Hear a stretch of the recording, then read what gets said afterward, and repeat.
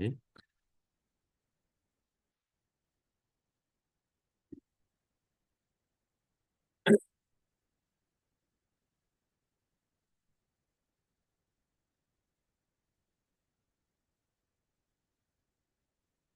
Okay, good afternoon, guys. Um, I had one question today from one student about homework, how to get like desired accuracy on the homework tool. And my suggestion is to use the pre-trained embeddings. So let's see if I can find my code.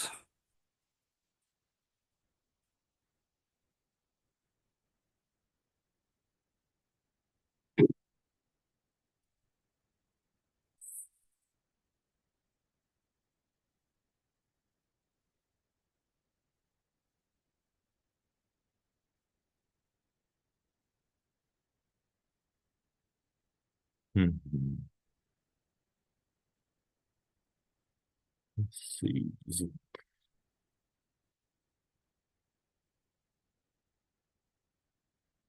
Or maybe it's.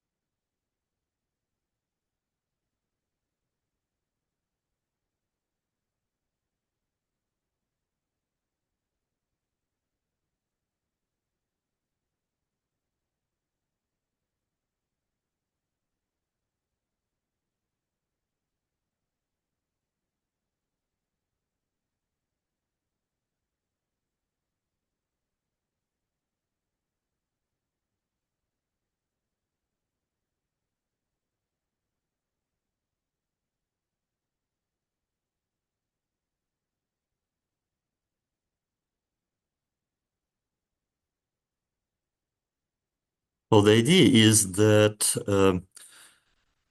you have the dictionary of words, and you can use the word-to-vec dictionary of words and initialize the words that are in word-to-vec by their embeddings, and the missing words that just leave the randomly initialized vectors. I'm trying to find this code. Let's see.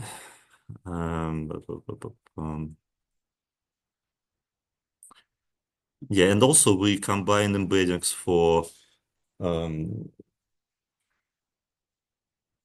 for title and the description. But where is the initialization?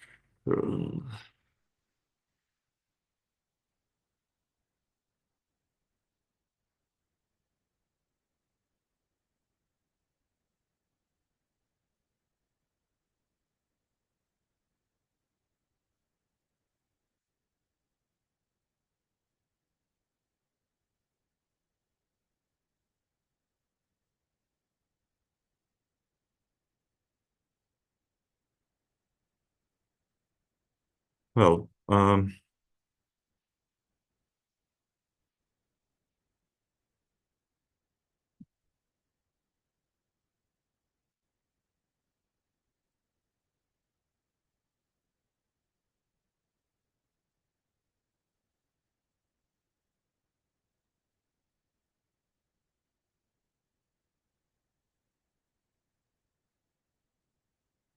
maybe it's not in this notebook.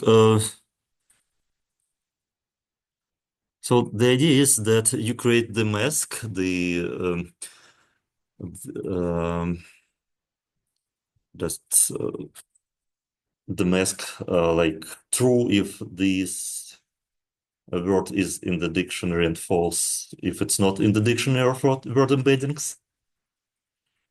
And then when you initialize randomly this embedding layer, um, Then you just use the word-to-vec embeddings for the words with true value. Uh, so I should have this code somewhere, maybe in my Google Drive. Um,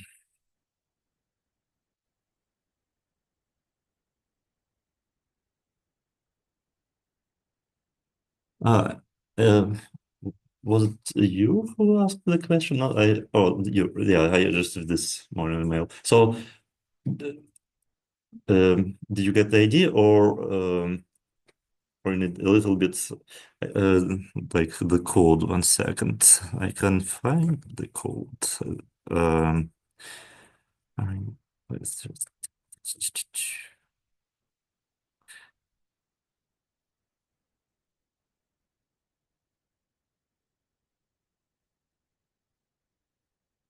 okay.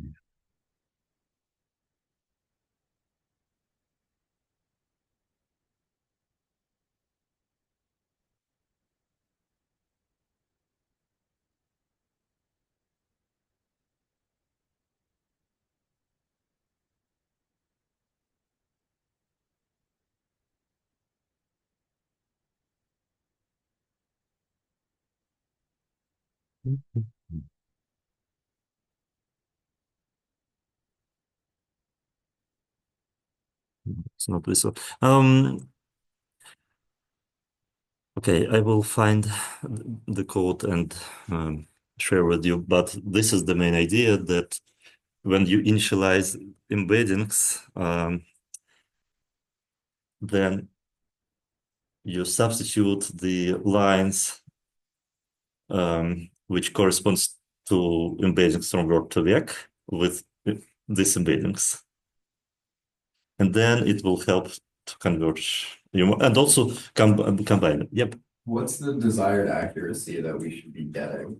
Oh, I believe it's 0.01 0.01 or 0.1 for MSC or for MSC. okay, Yes. that sounds good.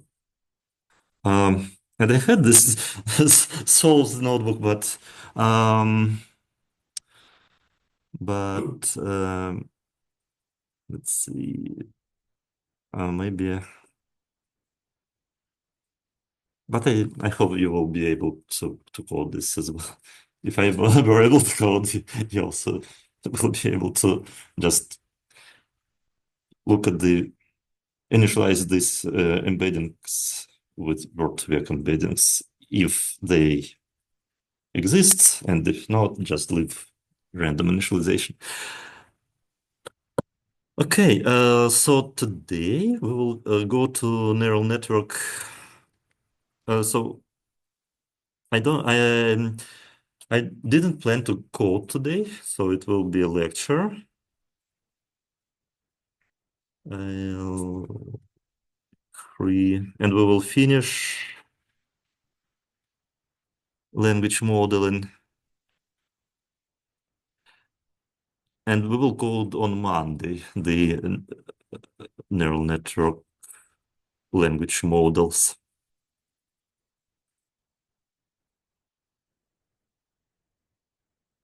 So last time we talked about this n-gram, and by the way, I published the populated notebook for the first part, and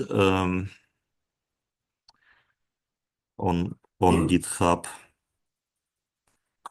So where is it?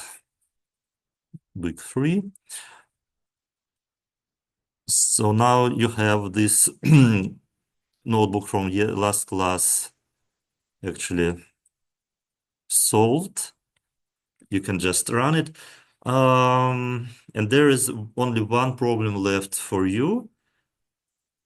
So the first thing I want to comment on is when we create this n-gram model, when we have the first word in our sentence, in this case, we add paddings unknowns to make it n-gram.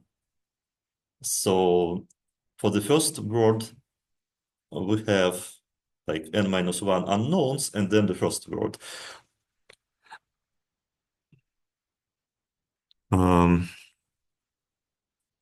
Yeah, so this is how it's working, padding. And the only thing that I left for you to solve is to calculate the perplexity of the model. So today we will talk about this metric perplexity. So this is the only thing that I left for you from last notebook count-based methods.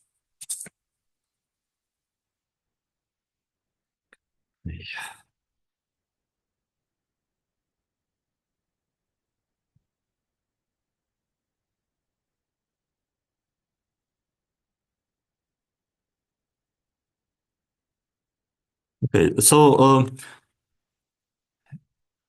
here are some examples of these generated texts with count-based methods. So this is the I don't remember what is the number of n here. So maybe the worst. So you can see from this example that uh, the words look coherent in the small interval, like this option may be, but in general, it doesn't make sense. And I believe next example, um,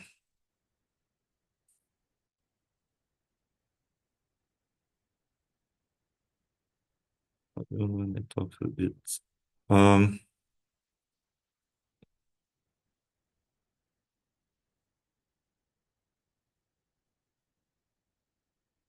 yeah, so actually I answered this question, what is wrong with this text? So they just good for short interval. Okay, now we will go to neural network models of language models.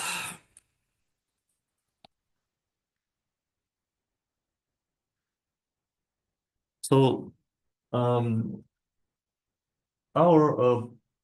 model is still the same. We want to predict the probability of the phrase, and there's the formula in probability theory how to calculate the joint probability. You multiply the conditional probability times the probability of condition, and you get the, in this case, P of y1, y2, the joint probability. If you continue this process, you will get the joint probability. And we want somehow to train a model that provides the probability of the next token.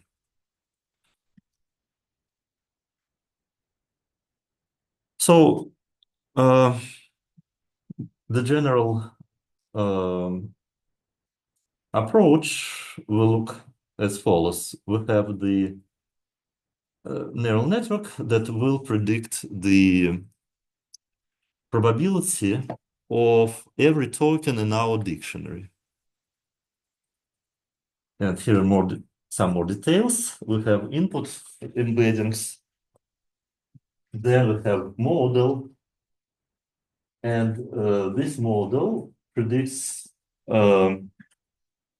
returns some vector. Then we apply linear layer. But now linear layer will actually expand. When we talked about classification, the output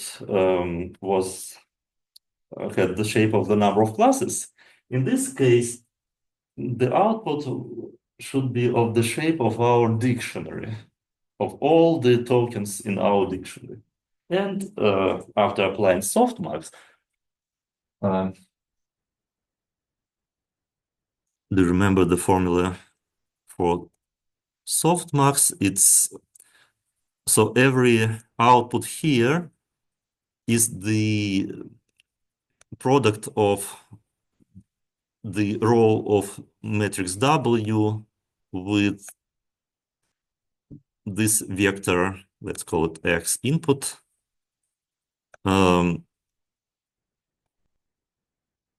Then for the second token, it will be its own line from the matrix of weights W2 times X and so on. So these are the inputs or outputs from this linear layer. And then we transform this into probabilities using this softmax. So it will be E power, let's call it Y1, Y2, and so on.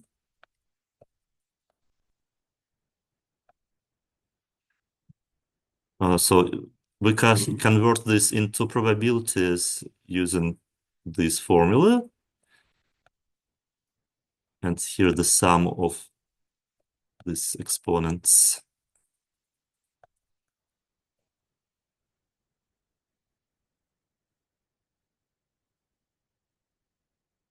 The size of dictionary. So if you for y2, the numerator will be e power y2, and if you sum up these values, they will sum up to 1. And it's called softmax. So how it's trained, we use a loss function, which is called cross entropy. We have, for example, you have in training data, you know the next token. I saw a cat on a, and in this case, mat. So as the target data here, you will have a one hot encoder with one only for the token mat, and all other values will be zeros. It's just a reminder how actually cross entropy loss works, and these values, they depend on our weights on W. So we want to maximize the value that corresponds to the true token, and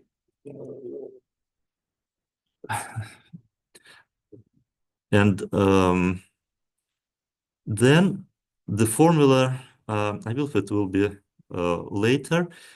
So as you remember, the formula for cross entropy is P times log Q. So in our case, P will be just 1 or 0, and Q will be this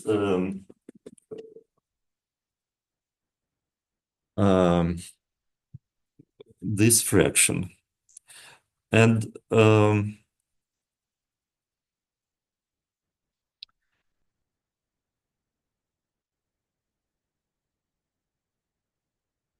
so, yeah, I think we will have the formula later. I just want to remember you how it works. So formula for cross entropy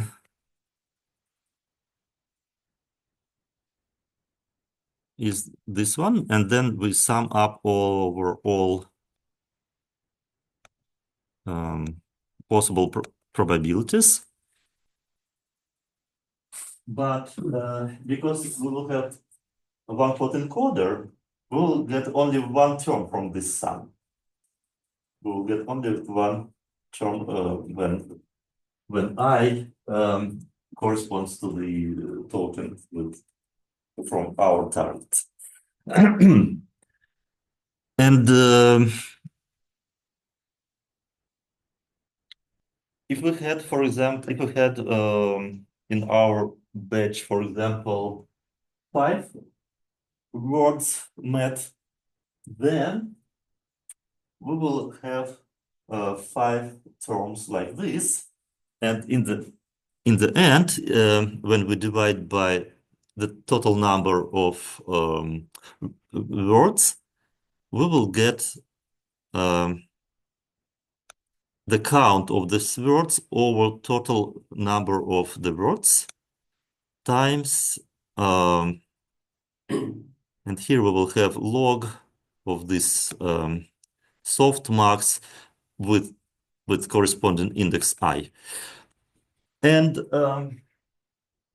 as you can see, this fraction corresponds to empirical distribution, empirical probability, just the counts, discrete variable. So how many times we saw the word met and lower case over total number of words. How many times we saw another word. So in other words, we want to minimize the distance between the prediction from neural network and the empirical distribution from our training data. This is the idea of cross entropy. And I think we will see later the formulas. And as you can remember, maybe the smallest value will be when Q is exactly the same as P. When Q is exactly the same as P, we will get entropy instead of cross entropy. Okay, so it's just a reminder how classification cross entropy works in general.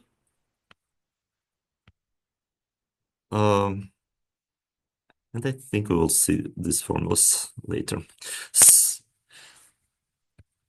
Okay, I will skip these steps. Oh, actually, yes, here is the formula. Okay,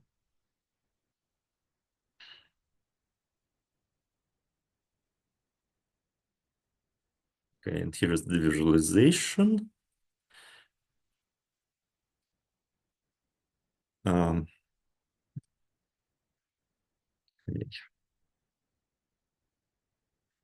Let's skip it. So in computer vision, the classical model is convolution because it captures kind of patches of images, and it's used typically in computer vision. But nowadays, transformer models are used in computer visions, like VIT, Visual Transformer. For text and speech, historically recurrent neural networks were used because they work with time-dependent data. So this model, how we can build the model that predicts the next token. So we have an input and the output from recurrent neural network we treat as our text, but shifted by 1. So from our input, we will use the last output from recurrent neural network and train our model such that it predicts this next token. Or you can go to more layers than 1. And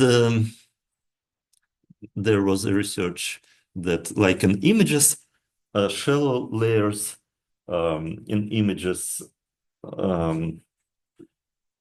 detect like low-level features like lines, and deeper layers capture more complex features like circles or other shapes, and the same in language, like lower um, first layer will capture lower information from the input words, and next layers will capture longer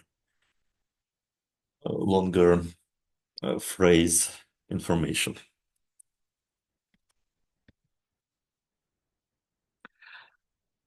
So now let's talk about sampling. After we uh, trained our model, the model will provide the probability distribution of the next token.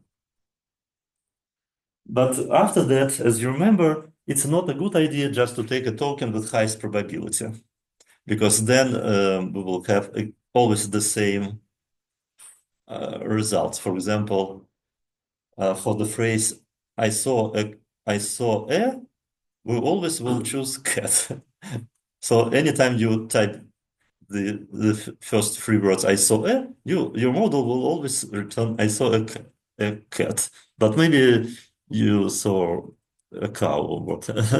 So that's why um, language models use different strategies to choose the next token. Yes, the goal is to get first coherence. It means that we want to get like a reasonable phrase, but also diversity.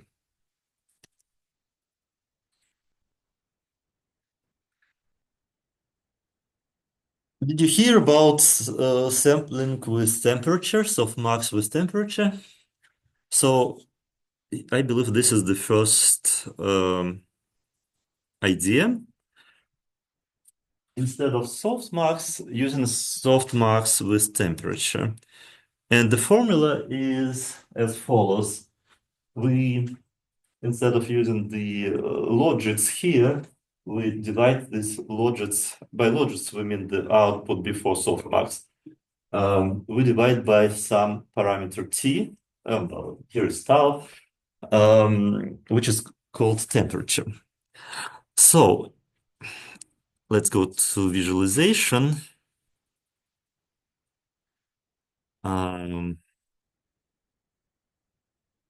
NLP course for you.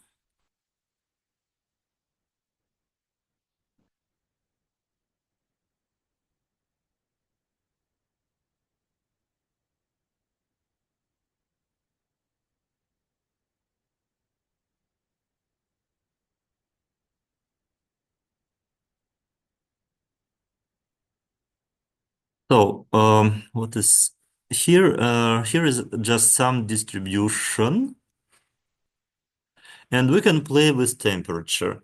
If temperature is 1, then it's the standard softmax. If we increase temperature, then this distribution becomes more uniform. And in the end, we may end up with arbitrary words from our dictionary.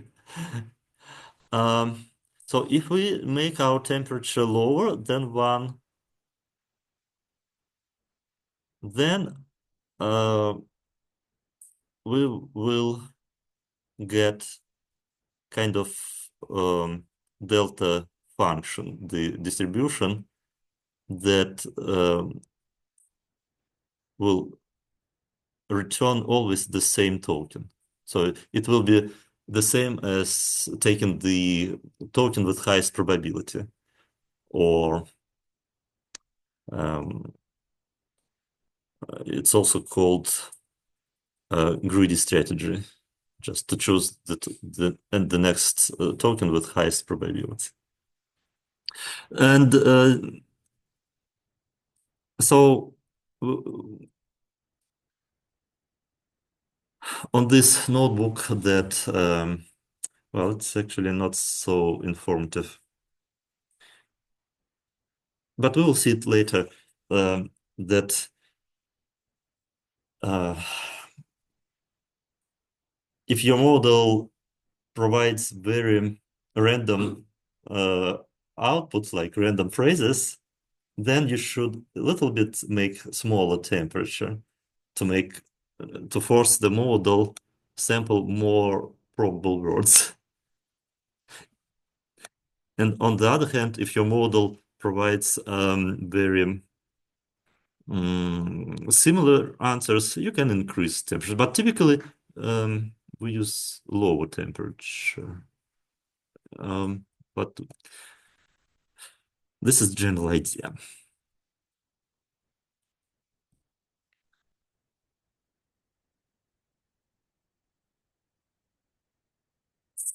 Okay. Oh, and here's some examples. So this is example with temperature 2, so greater than 1. And you should expect some incoherent output.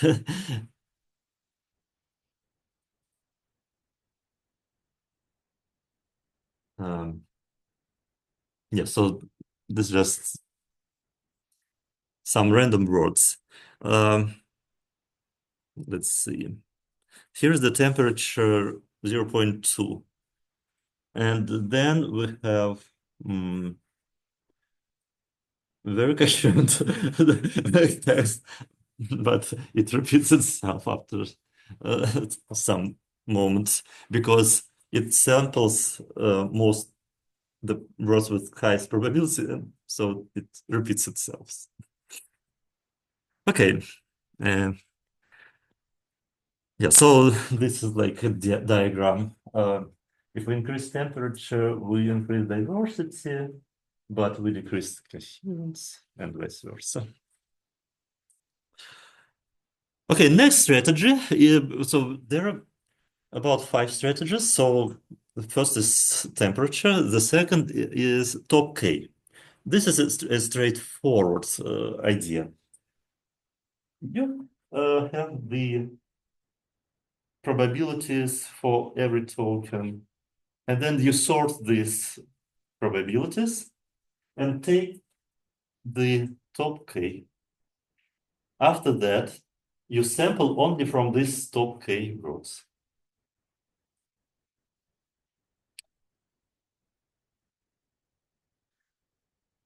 Um, so yeah, and here is also example. In some cases, you may have very low probabilities for all tokens, and then in top K, you will get pretty uniform distribution. In other cases, you may have several words with very high probabilities. So if you take the top K here, you will sample most likely from this only 2 words. Yeah, so like in the first case, let's see. In the first case, you can get any of these words as the prediction. In the second case, you will get only on or off from this distribution. The next strategy is called top P nucleus sampling. The idea here is similar. We sort our tokens by the probability, but then instead of taking K words, we take the words with total with cumulative probability, in this case 80%. And for the second case, we will get only 2 words with cumulative probability 80%. For the second case, we will get almost all words. And all these sampling methods, I will ask you to code in your homework 3. So then you will understand better how they work. On the temperature, I coded for you in the in notebook from last time. Okay. Evaluation. One straightforward evaluation just to observe, to read the texts, but we want machines to do this. So here we come to this notion of perplexity. So our loss function, if we don't divide by n, our loss function looks like this. And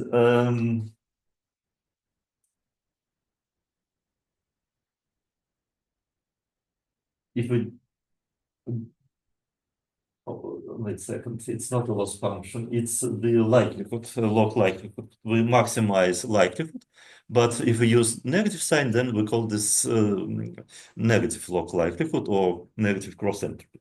So we maximize this and we minimize log likelihood with negative sign. And if you divide this by n, then the summation for one token will result in the number of times we solve this token. So we will get actually the empirical probability, the fraction. So that's why it's called cross entropy. It's not clear from the first glance because we don't see this probability in front of this log, but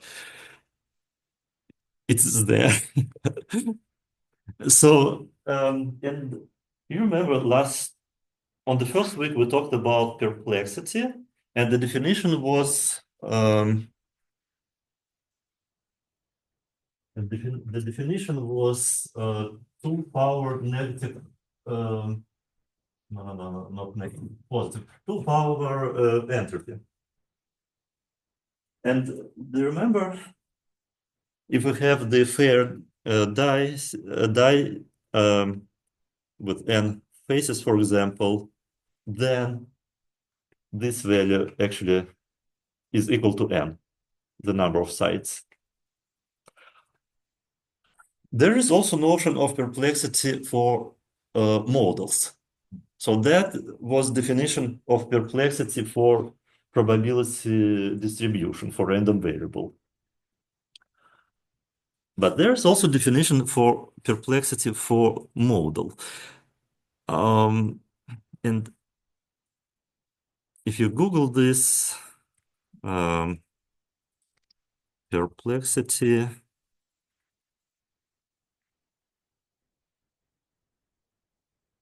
perplexity I is a company.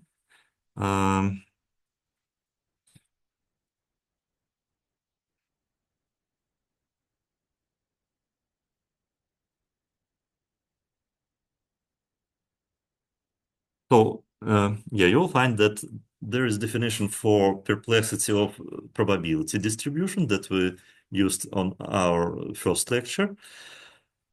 But there is also perplexity for the model.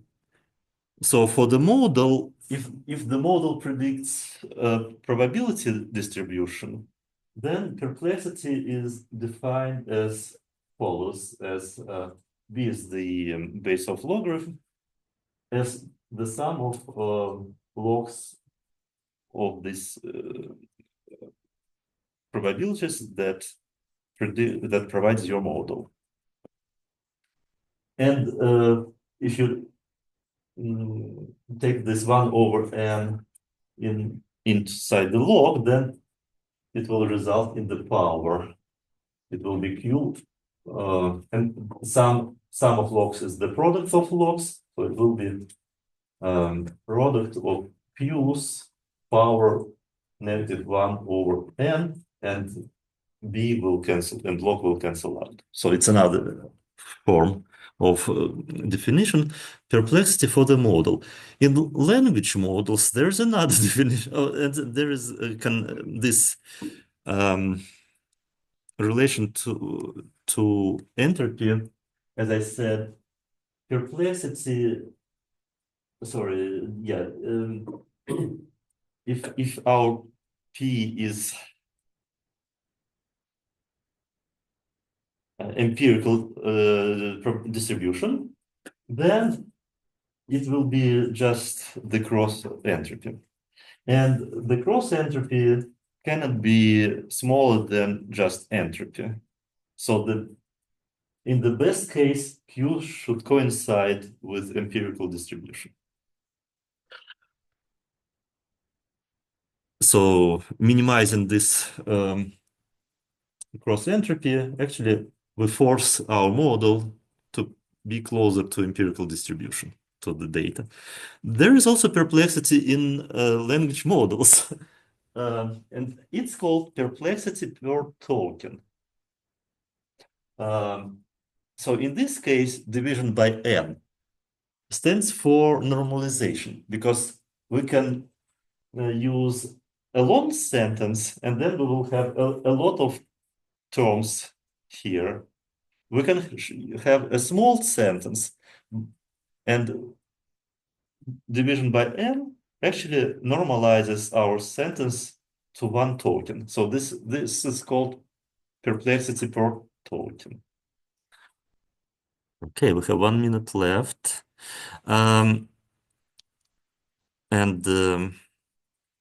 Yeah, so just the general idea, if we minimize, let's see, if we minimize our loss function, then we also minimize perplexity. So lower perplexity is better.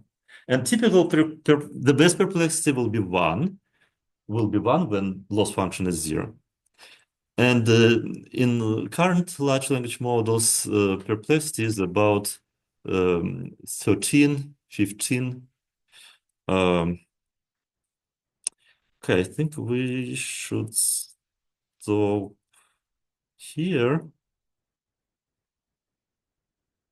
Yeah, I think this was, oh, yeah.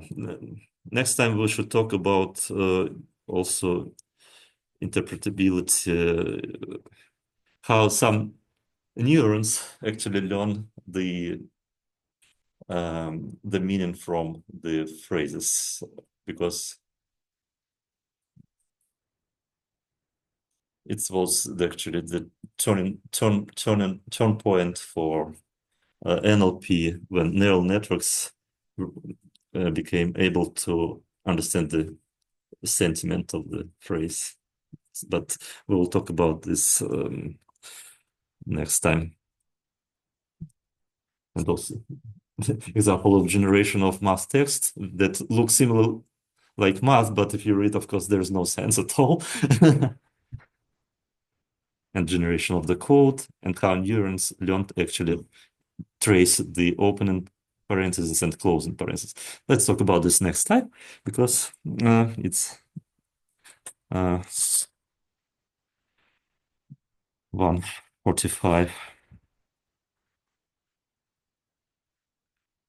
Yeah, so you can start working on the problems from last class.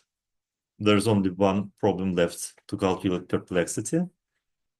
And yeah, maybe also you can start working on the homework 3 sampling methods. But actually, on Monday, I will start writing with you this homework 3. We will write one model, convolutional, and you will continue the recurrent mode, which were like state of the art in 2017. And next week, we will go sec to sec. And after next week, finally, we'll go to transformers, which is state of the art now. But I think it's important to understand like how it was developed and to understand better the current models.